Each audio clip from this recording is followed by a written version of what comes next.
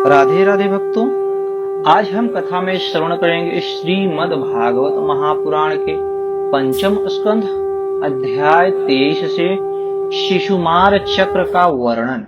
श्री सुखदेव जी कहते हैं, राजन, सप्तऋषियों से 13 लाख योजन ऊपर ध्रुव लोक है। इसे भगवान विष्णु का परम पद कहते हैं। यहाँ उत्तानपाद के पुत्र परम भागवत ध्रुव जी विराजमान हैं।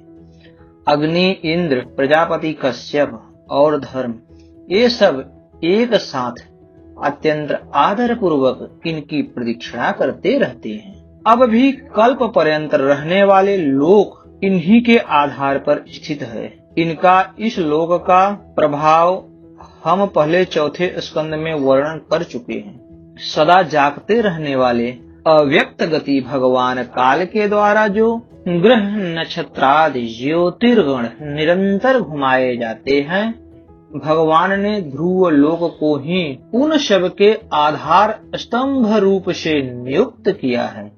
अतः यह एक ही स्थान में रहकर सदा प्रकाशित होता है। जिस प्रकार दाएं चलाने के समय अनाज को फूदने वाले पशु छोटी, बड़ी और मध्यम रस्सी में बंध कर क्रमशः निकट, दूर और मध्यम में रहकर खंभे के चारों ओर मंडल बांधकर घूमते रहते हैं, उसी प्रकार सारे नक्षत्र और ग्रह गण बाहर भीतर के क्रम से इस काल चक्र में नियुक्त होकर ध्रुव लोक का ही आश्रय लेकर वायु की प्रेरणा से कल्प के अंत तक घूमते रहते हैं। जिस प्रकार मेघ और बाज आदि पक्षी अपने कर्मों की सहायता से वायु के अधीन रहकर आकाश में उड़ते रहते हैं, उसी प्रकार ये ज्योतिर्गण भी प्रकृति और पुरुष के संयोगवश अपने अपने कर्मों के अनुसार चक्कर काटते रहते हैं, पृथ्वी पर नहीं गिरते। कोई कोई पुरुष भगवान की योग माया के आधार पर स्थित इस ज्योतिष चक्र का शिशुमार सूंस के रूप में वर्णन करते हैं।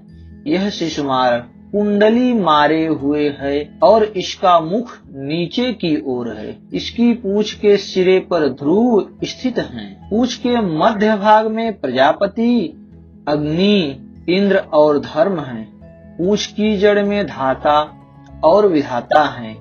इसके कटी प्रदेश में सप्तऋषि हैं। यह शिशुमार दाहिनी ओर को सिकुड़कर कुंडली मारे हुए है। ऐसी स्थिति में अभिजीत से लेकर पुनर्वसु पर्यंत जो उत्तरायण के 14 नक्षत्र हैं, वे इसके दाहिने भाग में, और जो पुष्य से लेकर उत्तराषाढ़ा पर्यंत जो दक्षिणायन के 14 नक्षत्र हैं, वे बाएं भाग में हैं। लोक में भी जब शिशुमार कुंडलाकार होता है, तब उसके दोनों ओर के अंगों की संख्या समान रहती है। उसी प्रकार यहाँ नक्षत्र संख्या में भी समानता है। इसकी पीठ में अजविथि, मूल, पूर्वाषाढ़ा और उत्तराषाढ़ा नाम के 3 नक्षत्रों का समूह है, और उदर में आकाश गंगा है। राजन, इसके दाहिने और बाएं कटि तटों में पुनर्वसु और पुष्प नक्षत्र हैं। पीछे के दाहिने और बाएं चरणों में आर्द्रा और अश्लेषा नक्षत्र है, तथा दाहिने और बाएं नथनों में क्रमशः अभिजीत और उत्तराषाढ़ा है।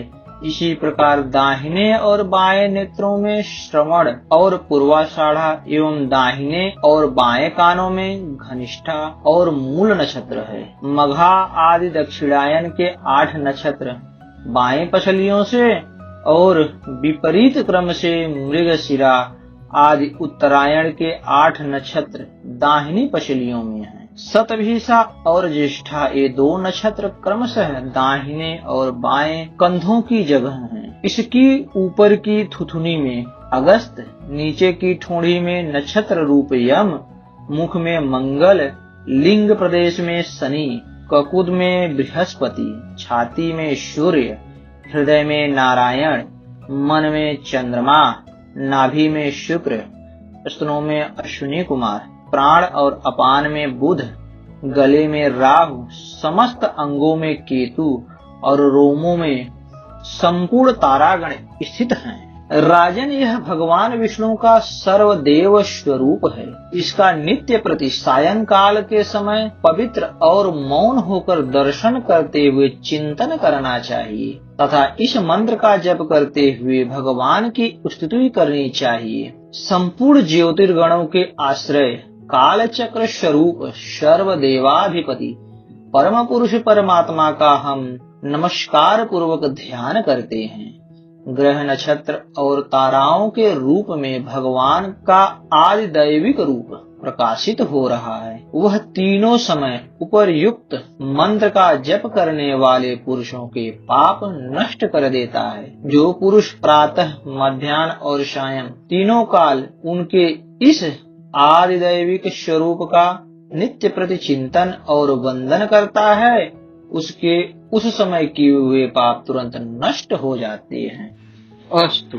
राधे राधे भक्तों, कृपया हमारे चैनल को सब्सक्राइब कर वीडियो को लाइक करें ताकि आने वाले ऐसे ज्ञानवर्धक वीडियो आप तक आसानी से पहुंच सके। धन्यवाद।